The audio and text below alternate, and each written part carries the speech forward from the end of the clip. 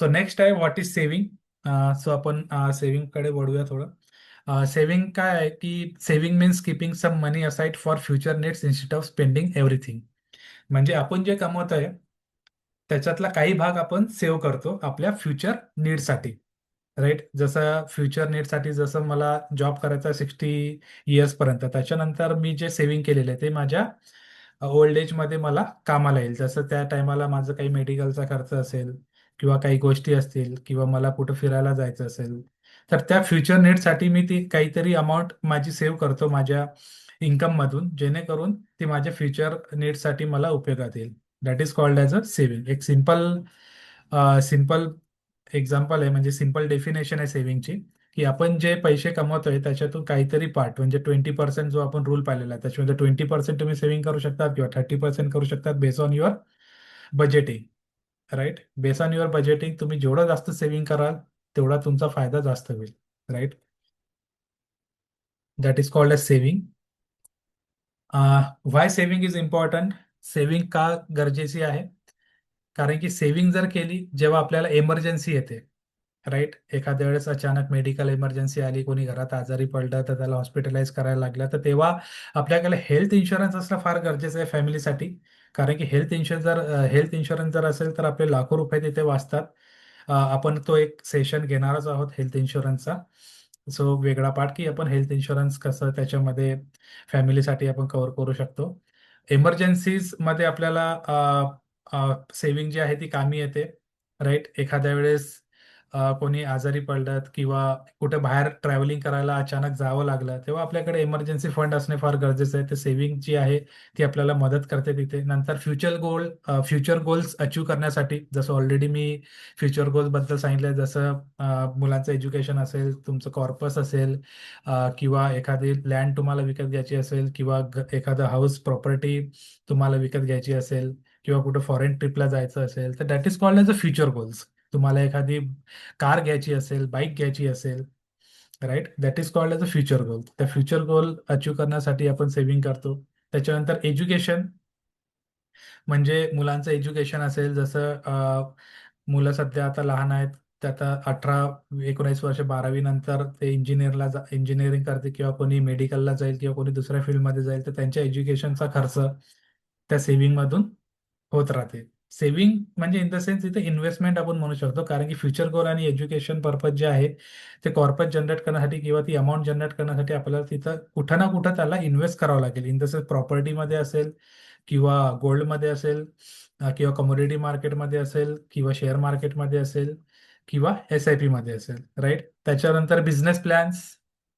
Saving जी आहे, एखादा business जर तुमच्या डोक्यात असेल की मला हा या 5-6 वर्षानंतर काहीतरी एक बिझनेस करायचा आहे, मला बिझनेस प्लॅन करायचा आहे, तर त्याच्यासाठी तुम्हाला सेव्हिंग जी आहे ती मदत होते. राईट, नंतर फायनान्शियल सिक्युरिटी. जेव्हा तुमच्याकडे सेव्हिंग असते तुम्हाला तेव्हा एक फायनान्शियल सिक्युरिटी भेटते, म्हणजे तुमच्याकडे पैसा असतो तेव्हा तुम्हाला एक सिक्युरिटी भेटते. तुम्हाला ट्रेस येत नाही की माझ्याकडे तो पैसा आहे, म्हणजे काहीतरी झालं तर मी तो पैसा माझ्यासाठी तो उपयोगात येऊ शकतो. राईट, आणि पैसा जो आहे तो नेहमी एक वर्ड बोलत असतो, if you save me today I will save you tomorrow. जर मला आज सेव्ह केला तर मी तुम्हाला फ्युचरमध्ये नक्की सेव्ह करेल किंवा हेल्प करेल. हा मनी नेहमी आपल्याला बोलत असतो, पण कोणी त्याच्याकडे लक्ष देतं का? नाही देत. तर आपल्याला सेव्हिंगची habit as a early age, जेवढं पॉसिबल होईल तेवढं आपण सेव्हिंगकडे, ॲसेट जनरेशनकडे लक्ष द्यायला पाहिजे. राईट, सो पॉइंट क्लिअर आहे, वाय सेव्हिंग इज इम्पॉर्टंट. हो हो sir. Yes, yes, thank you. So सेव्हिंगसाठी आपल्याला पिगी बँक एक्सरसाइज करणं फार गरजेचं आहे. पिगी बँक एक्सरसाइज करा. मी रिपीटेड सांगतोय, पिगी बँक एक्सरसाइज करणं फार गरजेचं आहे, जेणेकरून तुम्हाला सेव्हिंगची हॅबिट लागेल. राईट, सो नेक्स्ट आहे एमर्जन्सी फंड. आता नावातच आहे एमर्जन्सी, म्हणजे जो पैसा आपल्या एमर्जन्सीमध्ये कामात येतो. म्हणजे emergency fund means money save for unexpected situation. जसं जसं मी आता एक्झाम्पल दिलं की अनएक्सपेक्टेड सिच्युएशन म्हणजे जसं कोविड सारखी सिच्युएशन येऊ शकते. राईट, कोणाला मेडिकल कंडिशन येऊ शकते, एमर्जन्सीमध्ये कोणाची तब्येत खराब होऊ शकते, कोणाला बाहेर ट्रॅव्हलिंगसाठी लवकरात लवकर जावं लागते, म्हणजे कुठेतरी रिलेटिव्हमध्ये प्रॉब्लेम्स आले तर आपल्याला लवकर बॅकपॅक करून कुठेतरी जायचं असते, तर इमर्जन्सी सिच्युएशनमध्ये आपल्याला तो फंड जो आहे तो रिक्वायर्ड असतो. त्याच्यासाठी आपण इमर्जन्सी फंड नक्की ठेवायला पाहिजे. तर इमर्जन्सी फंड किती ठेवायला पाहिजे? जेवढा आपला खर्च आहे महिन्याभराचा, जेव्हा तुम्ही बजेटिंग कराल तेव्हा तुम्हाला समजेल की हा माझा महिन्याचा खर्च एक 10-15 हजार रुपये येतोय महिन्याचा. राईट, त्याच्यामध्ये सगळंच मुलाचं एज्युकेशन असेल, फीज असेल, बाकीच्या गोष्टी असतील, त्या सगळं त्याच्यामध्ये कव्हर होतात. तर त्याच्यानुसार आपल्याला तो इमर्जन्सी फंड कॅल्क्युलेट करायचा आहे विथ 6 मंथ और 1 इयर. इमर्जन्सी फंड जो आहे तो आपल्याकडे किती महिन्याचा असायला पाहिजे? 6 किंवा 1 इयर पर्यंत. आणि हा इमर्जन्सी फंड ऑटोमॅटिक क्रिएट होणार आहे का? नाही. वन टाइम क्रिएट होणार आहे का इमर्जन्सी फंड? नाही. त्याच्यासाठी आपल्याला काय करावं लागेल? जे पण आपल्याला पैसे भेटतात त्याच्यामधला काही ना काही पार्ट, राईट, जसं सेव्हिंगचा जो काही पार्ट असेल, 3% 4% असेल, तो आपल्या इमर्जन्सी फंडसाठी आपल्याला यूज करायचा आहे. कुठेतरी अशा ठिकाणी ठेवायचा आहे, तुम्ही बँकेमध्ये ठेवू शकता जेणेकरून मी तिथे इझिली तो पैसा काढू शकतो माझ्या इमर्जन्सीमध्ये किंवा यूज करू शकतो. राईट. सो तुम्ही बँकेमध्ये तो ठेवू शकतात किंवा म्युच्युअल फंडमध्ये काही फंड असतात. निपॉन फंड आहे. मी ते नंतर सेशन घेईल.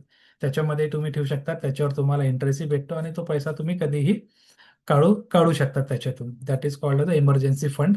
आणि तो नेहमी आपल्याला ठेवायचाच आहे. म्हणजे गोवा जाणे मित्रांसोबत, that is not a emergency, right. किंवा मित्रासोबत मुव्हीला जाणे, फिरायला जाणे, that is not a emergency. तो इमर्जन्सी आहे का ती?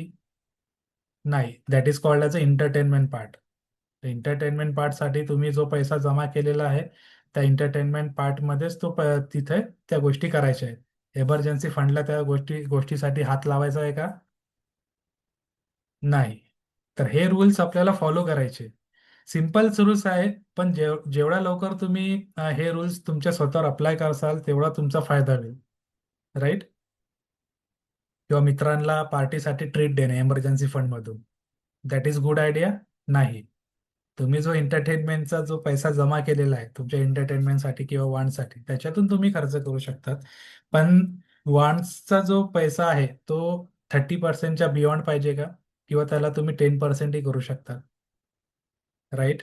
जोपर्यंत तुमचे गोल अचीव होत नाही, तुम्हाला जर लवकर तुमच्या लाईफमध्ये जर लोकल फायनान्शियल स्ट्रेस फ्री व्हायचं असेल, लवकर तुम्हाला फायनान्शियल फ्रीडम लाईफ जगायची असेल, तर तुम्हाला तुमच्या वॉन्ट्सवरती कंट्रोल करायलाच पाहिजे. राईट. इमर्जन्सी फंड क्लिअर आहे सगळ्यांना? Okay, great. सो एक्झाम्पल आहे, जसं ऑलरेडी मी घेतलेलं आहे की मेडिकल इमर्जन्सी आहे, जॉब लॉस असेल, कोणाचा जॉब गेलेला असेल, राईट. जसं कोविड सारखी सिच्युएशन आली, भरपूर लोकांचे जॉब गेले, तर त्यामध्ये 6 महिने 1 वर्षाचा जो फंड असेल तो आपल्या इमर्जन्सीसाठी यूज होतो. फॅमिली प्रॉब्लेम्स असतील, फॅमिली प्रॉब्लेम्समध्ये काय असतात की ॲक्सिडेंट एक्सपेन्सेस, म्हणजे सडनली कोणाचं काहीतरी मेडिकल ॲक्सिडेंट झाला किंवा स्कूल कॉलेज फी आली इमर्जन्सीमध्ये, मुलाचे फीची इमर्जन्सी म्हणजे एज्युकेशनसाठी पैसे भरायचे असतील, हाऊस रिपेअर आफ्टर डॅमेज, म्हणजे कोणाला घर रिपेअर त्यांचं करायचं असेल, पेंटिंग वगैरे आली असेल, दिवाळी आली जवळ तर कोणी रिनोव्हेशनला घर काढते, फॅमिली बिझनेस लॉस, म्हणजे एखादा फॅमिली बिझनेस असेल तर त्याच्यामध्ये एखाद्याला लॉस झाला असेल, राईट. इमर्जन्सी ट्रॅव्हल, म्हणजे आता तुम्ही एक्झाम्पल घेतलं, कोणाला तरी इमर्जन्सी ट्रॅव्हल करायची झाली, हॉस्पिटल बिल्स आहे, सडनली एखाद्याचं हॉस्पिटल, कोणाला आजारी पडला तर त्याला हॉस्पिटलाइज करावं लागलं तर त्याचं bill. Support during financial crisis. Financial crisis म्हणजे जसं एखाद्या वेळेस मार्केट क्रॅश झालं, जसं कोविड सारखी सिच्युएशन आली, right. Unexpected responsibility at home, म्हणजे तुमच्यावर सडनली काहीतरी रिस्पॉन्सिबिलिटी आली तुमच्या घरची, राईट. एखाद्या वेळेस फॅमिली मेंबर जर म्हणजे फॅमिली मेंबर कमी झाला तुमच्या फॅमिलीमधून, सडनली काहीतरी अनएक्सपेक्टेड कंडिशन आली, तुमच्या रिस्पॉन्सिबिलिटी आली, तर त्या टायमाला हा इमर्जन्सी फंड जो आहे हा आपल्याला कामी येतो. राईट. क्लिअर आहे सगळ्यांना? हो सर. हो. ओके. सो नेक्स्ट आहे स्मार्ट सेव्हिंग हॅबिट्स. सो हा आय थिंक शेवटचा पार्ट आहे याच्यामध्ये. स्मार्ट सेव्हिंग हॅबिट्स आपल्याला लावायच्या आहेत आपल्याला लाईफमध्ये.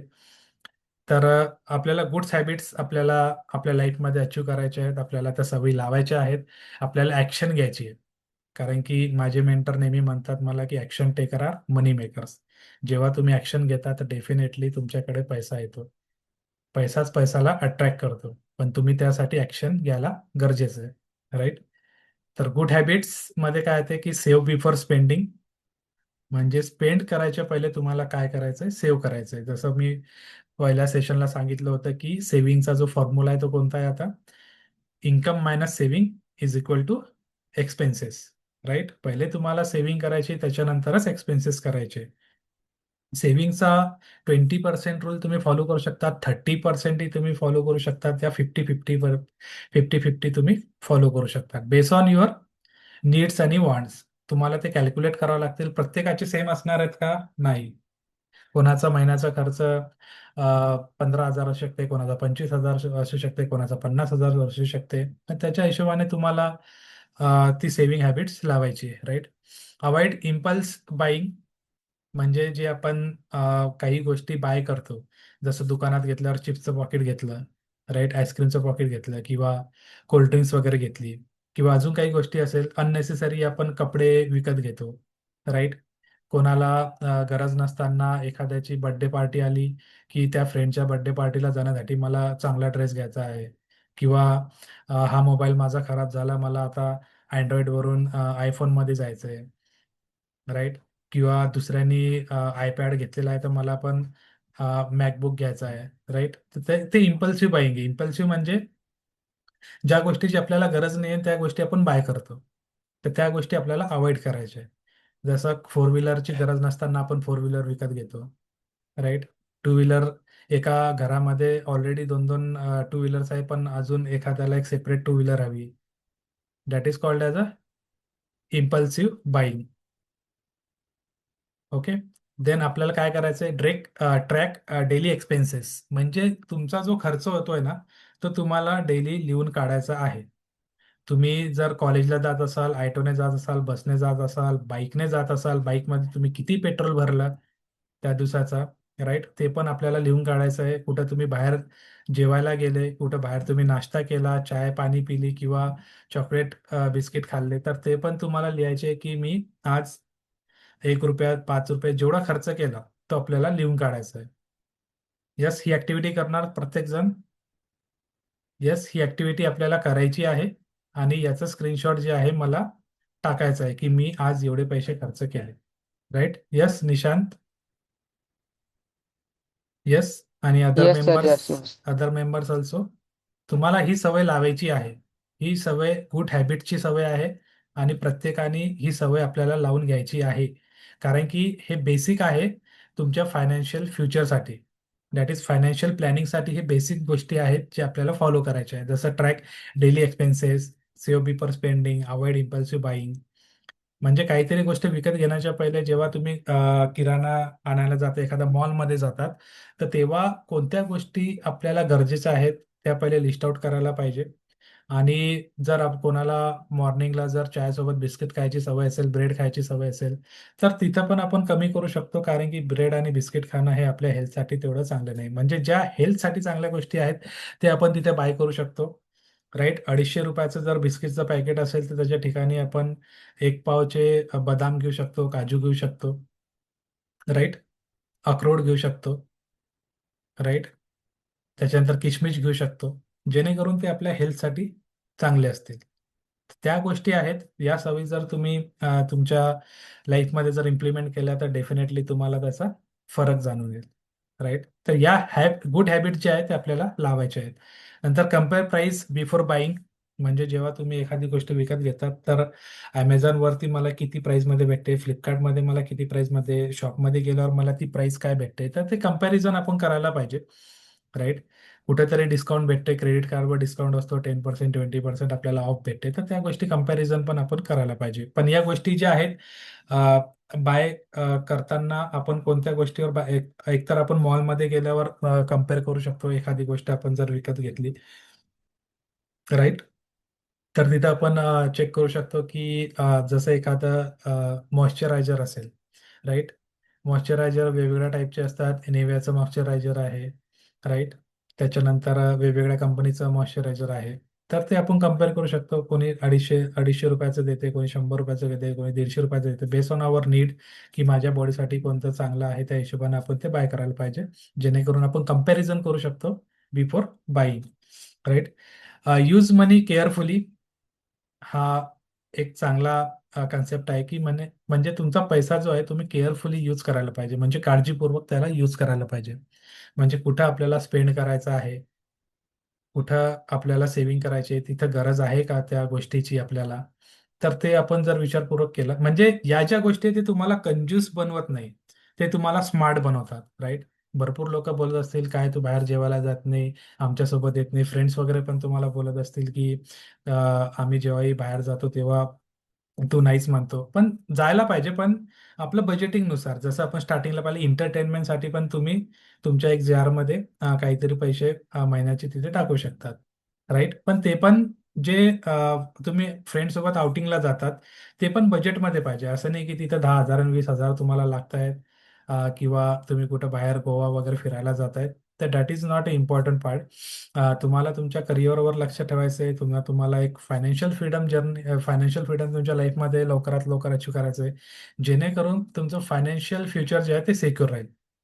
राईट. तुम्ही जर अर्ली रिटायरमेंट पॉसिबल झाली तुमच्याकडून, तर डेफिनेटली तुम्ही अशी लाईफ जगसाल जे तुमचे मित्र जे असतात, तुमच्या सोबत जे मित्र राहणार आहेत ते पण जगू शकणार नाही, अशी तुम्ही लाईफ ते जगू शकाल.